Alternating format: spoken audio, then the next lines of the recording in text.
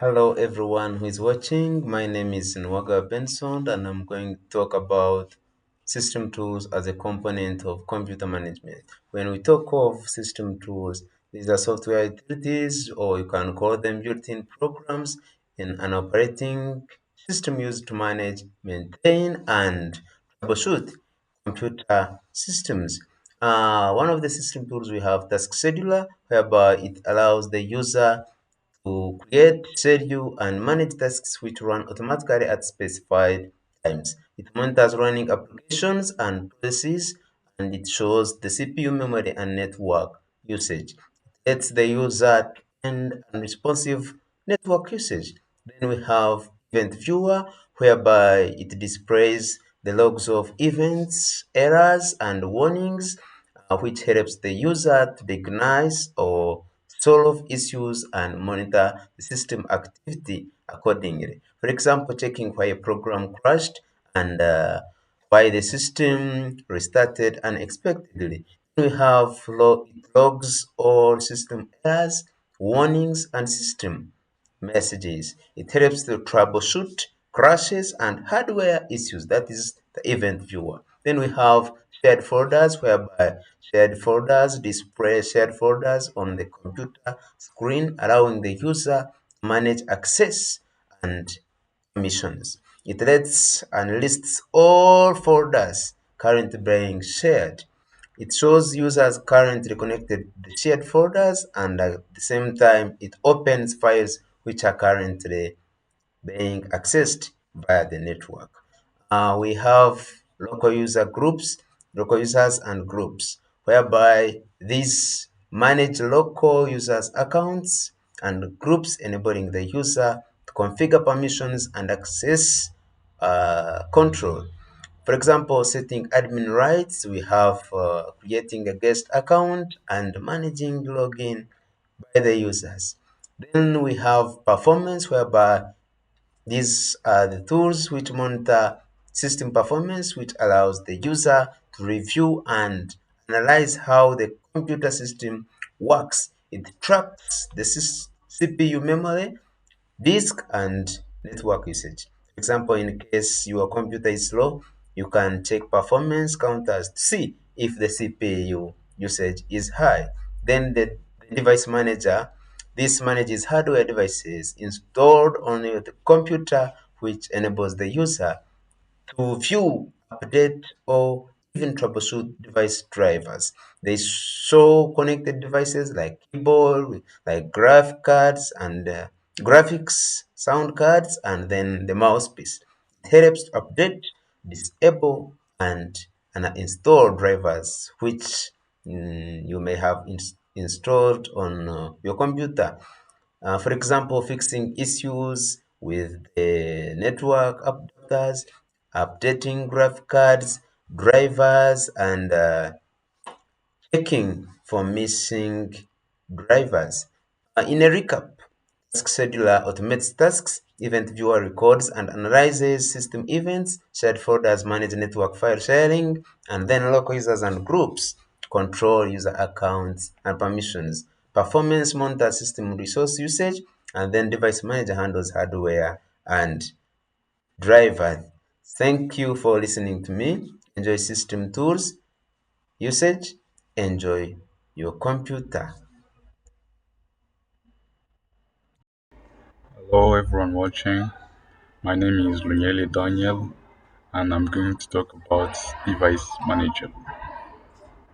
Device Manager is a Windows tool that shows and manages all hardware devices connected to a computer. Its main functions, the first one is to view and organize hardware devices that are connected. Next function of the Device Manager we have is to check device status. This could be errors of a certain device. Next function is to update and install all rollback drivers. Next we have it's to enable or disable different devices. You could choose to enable it or disable a different device that is connected, and for that you use the device manager. We also have to troubleshoot hardware problems. This could be faulty hardware connected to the computer. And device manager helps us to troubleshoot those problems and provide solutions. Key components of a device manager, we have disk drives. These include the hard drives, solid state drives, the external storage. We have display adapters, these the graphics card. We have keyboards and the mice, the devices for human interface. We have network adapters. These help in internet connections, connect to the internet. We have processors, the CPU, helps in processing of information. We have the sound, video, and game controllers. We have USB controllers, all USB devices and ports, and so many other devices. And in conclusion, a device manager is an essential tool for checking, controlling, and fixing all computer hardware.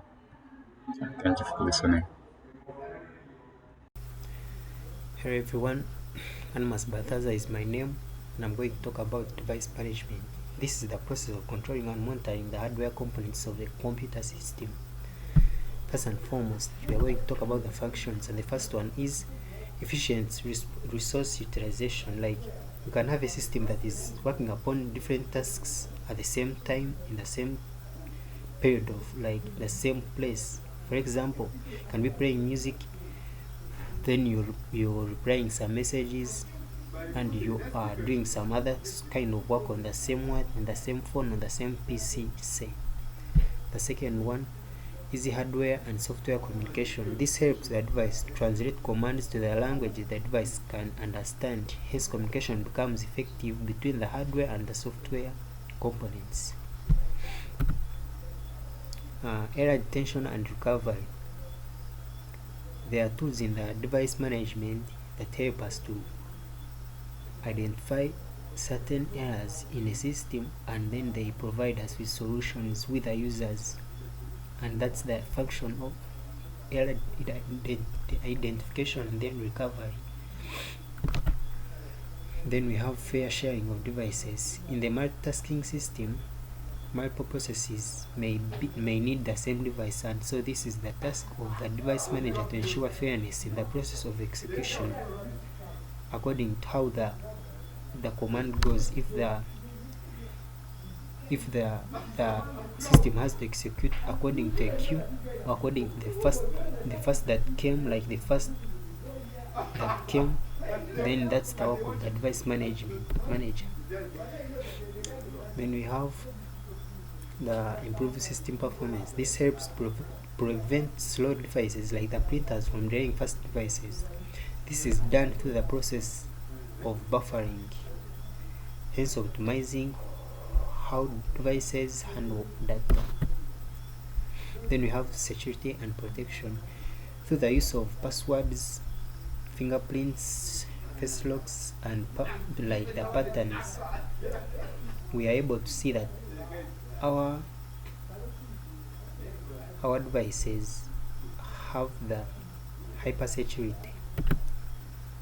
Then we have the user convenience. This makes it easy for the non-technical users to interact with hardware. It is done through the provision of centralized way to install and update, troubleshoot electronics, and install, update, and troubleshoot electronics.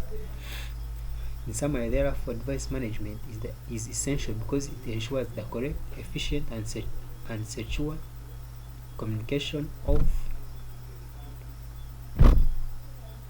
the system. Thank you.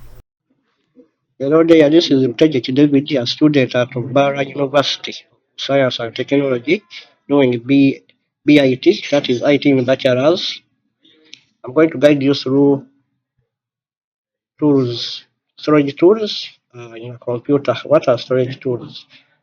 These are software utilities that helps you manage and take care of your computer storage. That is HDD or solid state drive.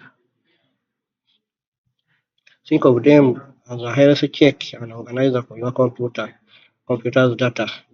Their main jobs are organize your data efficiently, clean up wasted spaces, check the health of your drive, and fix common problems.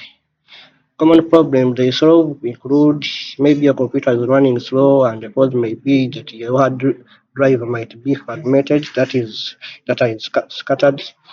The other problem, maybe your computer is running out of space, maybe files are corrupted, and the cause is disk errors and bad sectors. As you see, I explained the bad sectors. Uh, then the basic storage tools include disk cleanup. It finds and deletes unnecessary files. It is profile files, cache, and recycle bin. Uh, the organizer is another basic storage tool. It organizes data on a hard disk drive to make it faster to read, and for SSD we use optimize, which runs the trim command to maintain speed. Then the other basic tool storage tool, error checking. Then advantage is advanced tools for bigger jobs. There is partition management, that is the architect e.g. Windows disk management. It lets you dive your hard drive into separate sections. For example, C driver for operating system and drive for files. Health monitor checks the smart data for your drive, warn you of potential hardware failures before they happen. That is restore disk info that shows super good or bad status. Yeah, that is it. Thank you.